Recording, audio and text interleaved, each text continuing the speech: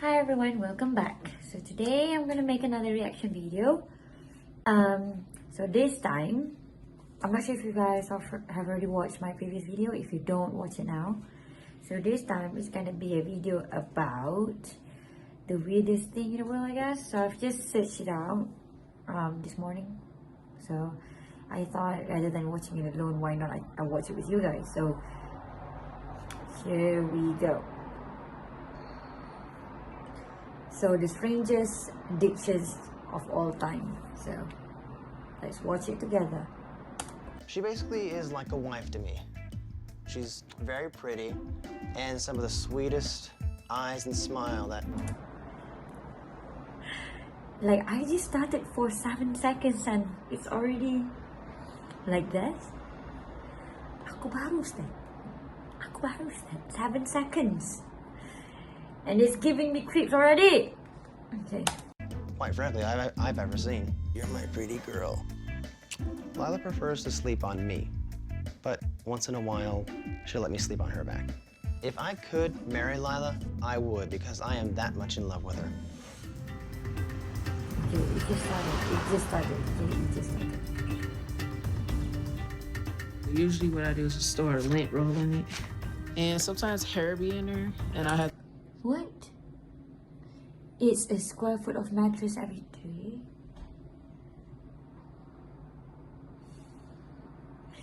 Aduh, kena bash nanti ni. Guys, you know what? Just let's watch it together. I have to pull it out. I should be able to lick it like that, and nothing get caught on my tongue. Me is ready to go. My name is Jennifer, and I'm addicted to eating mattresses. How can she sound so proud?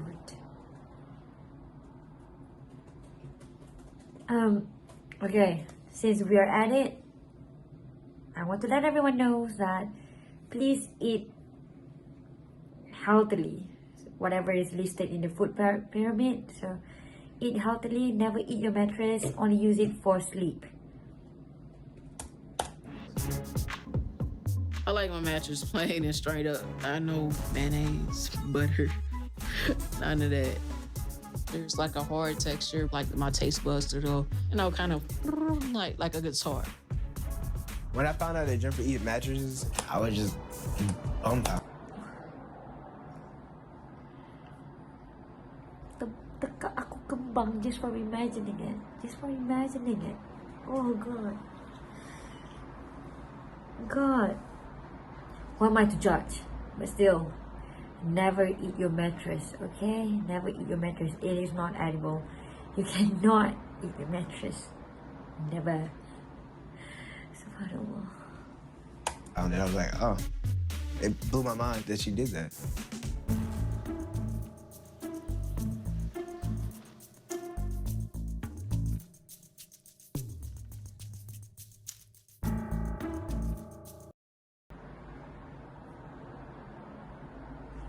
Okay, you know what? Okay, it's gonna be a dark joke, but she gotta be rich. Do you know how much one mattress cost?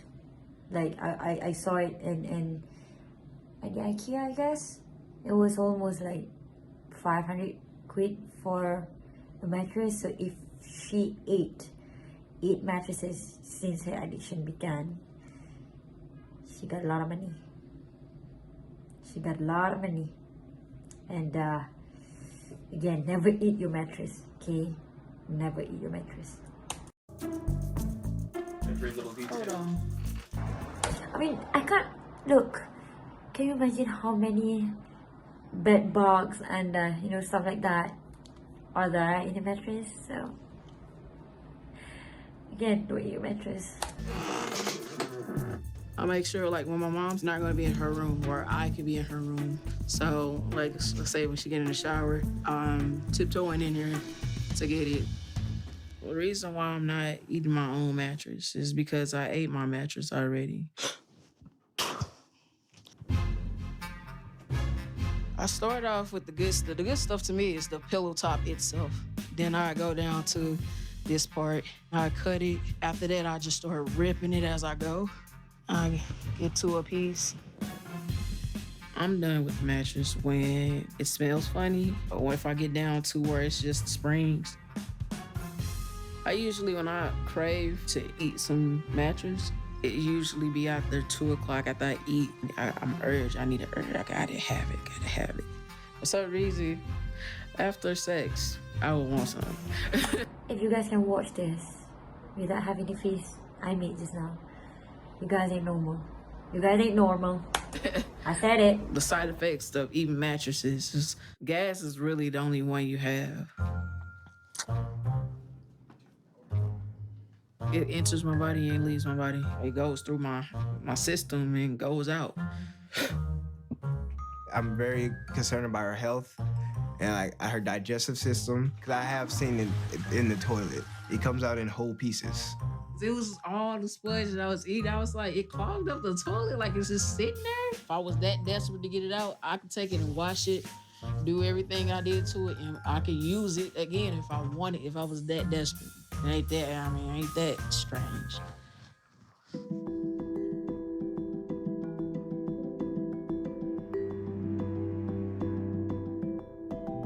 I was sitting in the back seat and it was like sponge down there. And I just picked it and Sorry guys, I have to skip. took it and was like, sorry. Yo. Much older. And I'm addicted to dating older women. Much older women. This is like kinda okay. 60, 70, Like, 80-year-old older Isn't women. it? I love everything about older women. I love the smell. I love the feel. I love the mentality. I love dentures. Women, you know, they can be self-conscious about dentures. Ladies, I promise you, telling your man that you have dentures will not turn him off. It'll put a smile on his face. It'll put a smile on his pants.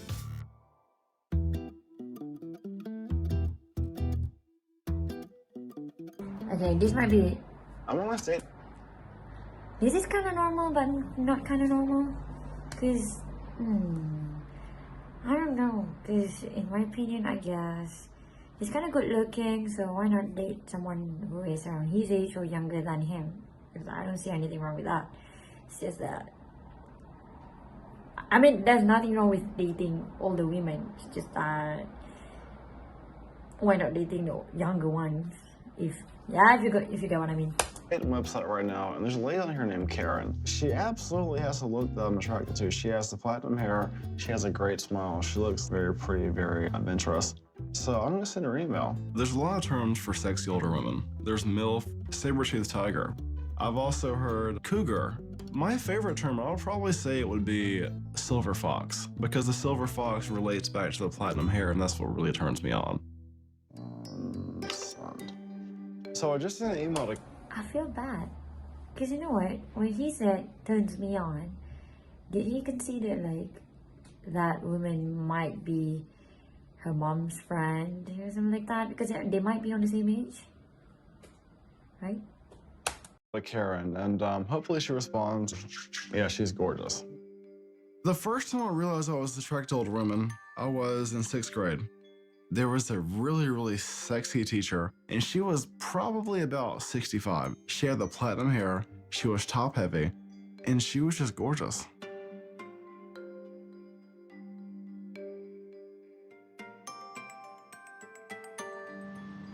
Still, it feels so wrong. Most of the people in my life, my family and my friends, they all know how I am and, you know, my dating preferences. There is one friend, though, my buddy Rich. He keeps setting me up on these dates with these different girls, and they're all way too young for me.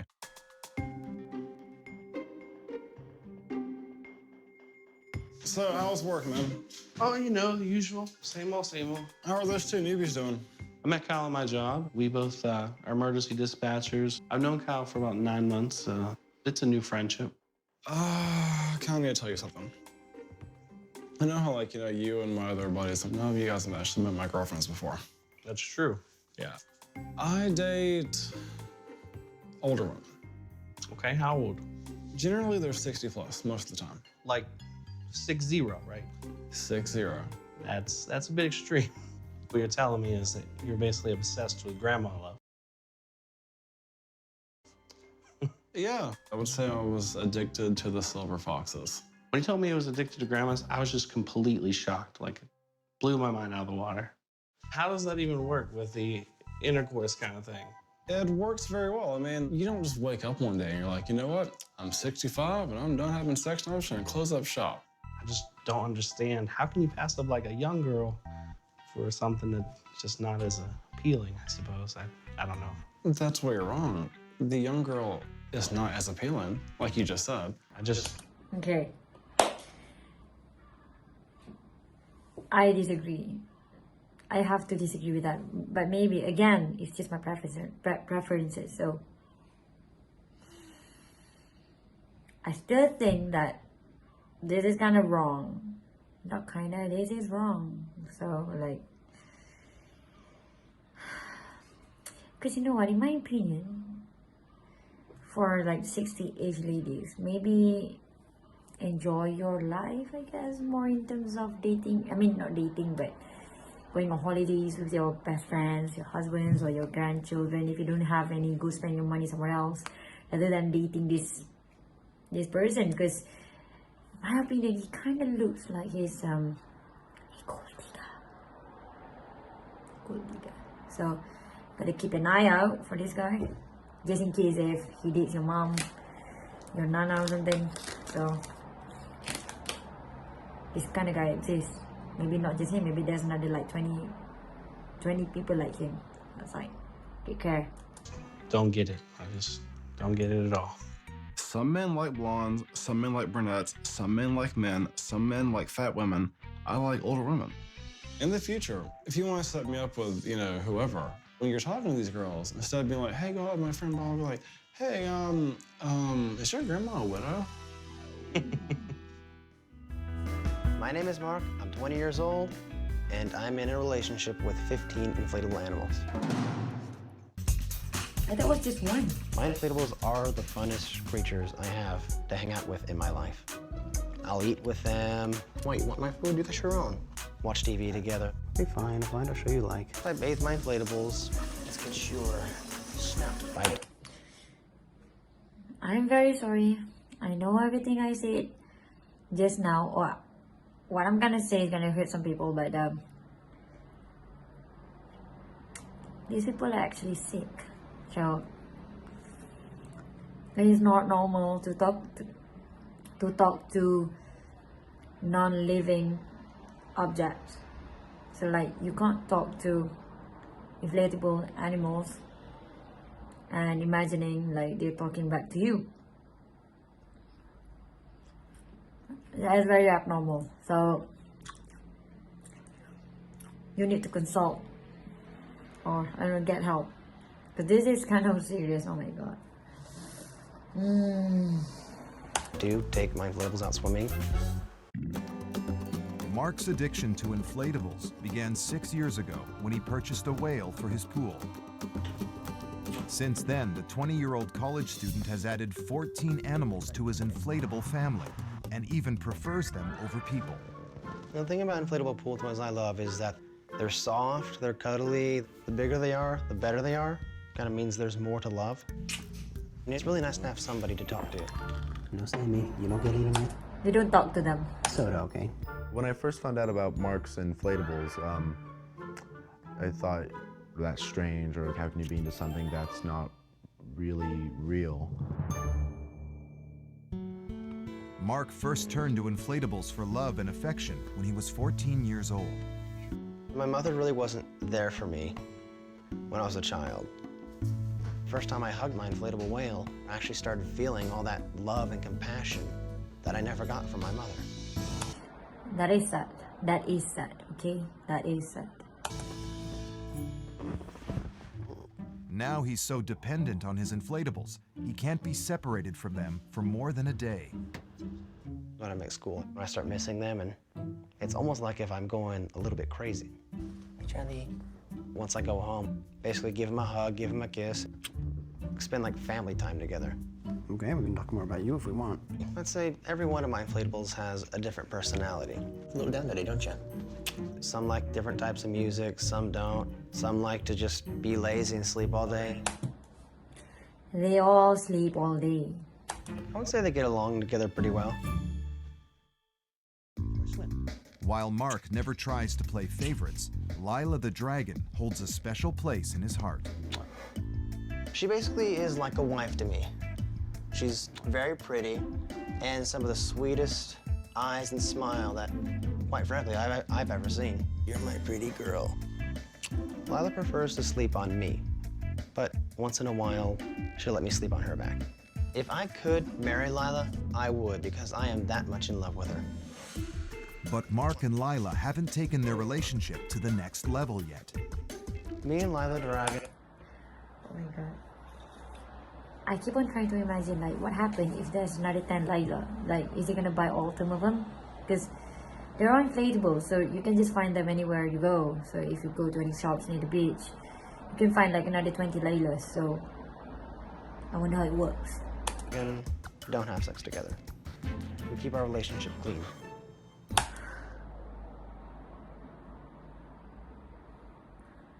So does that mean he had sex with all other inflatable animals? How do you have sex with them?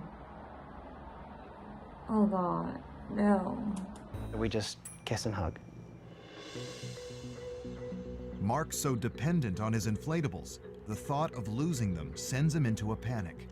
I don't talk about it much, but I had to get rid of one of my inflatables. He would always get leak after leak in him. So after a while, both me and him kind of just decided, you know what, let you go. I'm still trying to get over it today.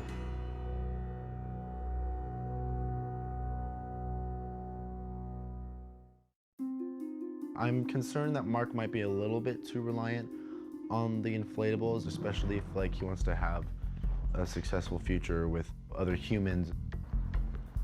I know I'm not normal. I do love something that's a bit strange, but that's who I am. I don't see my life without inflatables. But still, I would prefer if you get some help or something, because that is very abnormal and very unsafe as well. Because you know, just like what it says, depression and being in isolation can lead to depression and stuff like that. That's true. So make sure you find the people who you trust and you love be anywhere near you and never be alone. Yeah, that's some advice for me. My name is Julius. I'm 62 years old and I'm addicted to balloons. They're Uncle pun tiru. beautiful. They're soft, smooth, delicate. I have a connection with them. Intellectually, I know that balloons are not alive, but sometimes I wonder if it's my love for them that brings them to life. My first reaction was, wow, balloons, that's kind of strange. Julius has been addicted to balloons for over 5 decades. It started when he was a child as an innocent attraction to the shapes and colors. Now Julius has filled his home with over 50,000 balloons and can't sleep unless he's surrounded by them. I love all balloons, but I do have my favorites. I like the crystal clear, the transparent. It's like a soap bubble, you can see through it.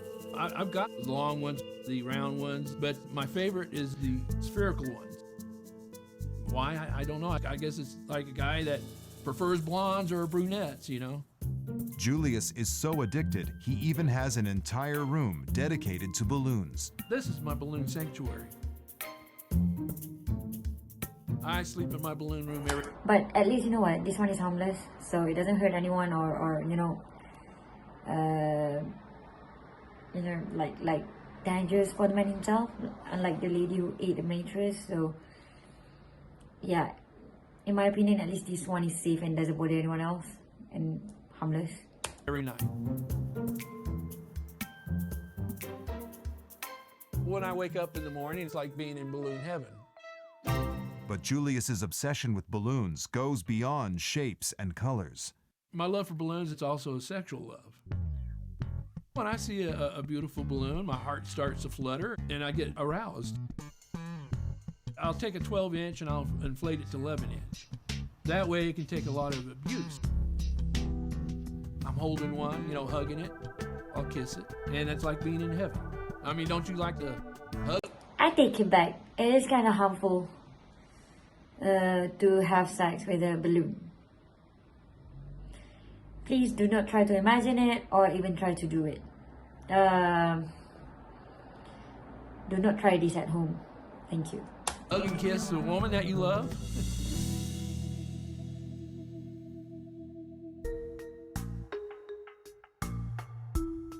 There's lots of people out there that feel the same way as I do about balloons. But there's two groups of the lunar group. You got the poppers that get aroused by popping balloons, and you got your non-poppers. I'm a non-popper. Julius's addiction to balloons started when he was hospitalized at just 4 years old. My mother come to visit one time, and she gave me a real nice blue balloon. But that night, the nurse grabbed it, and I heard the balloon pop. So after she left, I just cried myself to sleep. Since then, the sound of a balloon popping devastates Julius, and he even rescues balloons he believes to be in danger. I'll go to car dealerships and do what I call a balloon rescue. When they set them out early in the morning, they're really beautiful. And as the sun bakes on them, they get really dull, misshapen. I feel, like I give them a second chance at life. But Julius doesn't just share his extreme love for balloons with many people. The only people that know him is my family. My wife thinks it's strange, but she accepts it. I don't know if it's Daniel. I guess I won't be accepting this, because doesn't matter if it's a living thing or non-living thing. Because in my opinion, it should be just me alone. And I think if a balloon replaces my place, Daniel is an idiot. Yeah, and this is because he said he would have sex with balloons, and he got aroused by balloons. So that's what I'm trying to say. It is very abnormal, and it's really stupid.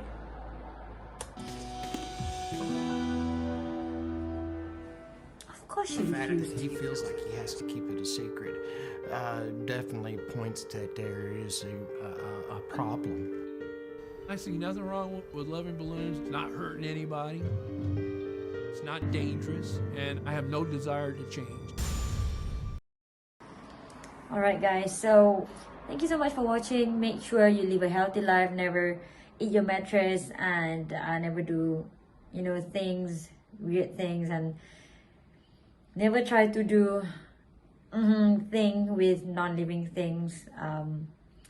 And of course, if you see your friend or your beloved ones feeling depressed or isolated, make sure you give them all the attention and love they need, so that they won't be that way, hopefully. So thank you so much for watching. So I'll see you guys again in the next video.